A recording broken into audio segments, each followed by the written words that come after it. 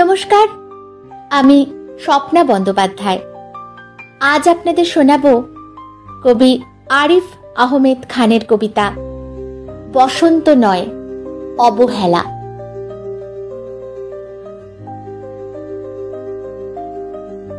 বসন্ত নয়, আমার দরজায় প্রথম কড়া নেড়েছিল অবহেলা। ভেবেছিলাম অনেকগুলো বর্ষা শেষে শরতের উষ্ণতা মিশিয়ে এলো বুঝি বসন্ত।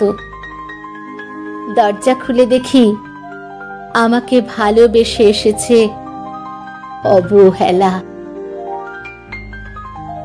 মধ্য দুপুরে তির্যক রোদের মতো, অনেকটা নির্লজ্জের মতো আমাকে আলিঙ্গন করে নিয়েছিল অনাকাঙ্ক্ষিত অবহেলা।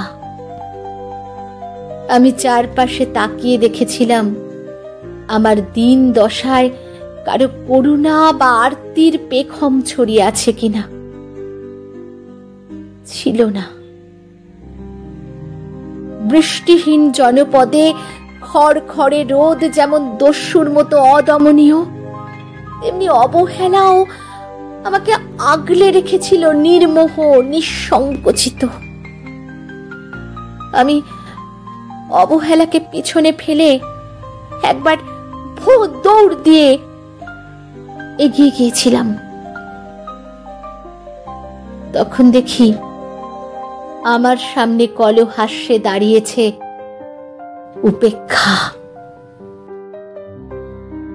উপেক্ষার সঙ্গেও একবার কানামাছি খেলে এগিয়ে গিয়েছিলাম তোমাদের কোলাহল মুখর আনন্দ সভায়। কি মিলেছিল? ঠোঁট উল্টানো ভৎসনার অভিশপ্ত অনুঢ়ার মতো একতাল অবজ্ঞা। তাও সয়ে গিয়েছিল আমার একটা সময়।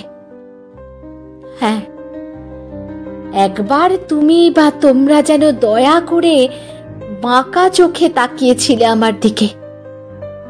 তাচ্ছিল্য নয়, একটু মায়াই যেন ছিল। হতে পারে কাঁপা আবেগও মিশ্রিত ছিল তোমার দৃষ্টিতে। ওইটুকুই আমার যা পাওয়া।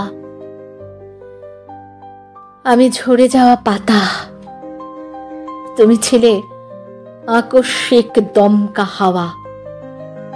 তারপরও অবহেলার চাদর ছড়িয়ে, উপেক্ষার দেওয়াল ডিঙিয়ে ও অবহেলার লাল দাগ মুছে জীবনের কোনো সীমারেখা ভাঙতে পারিনি আমি।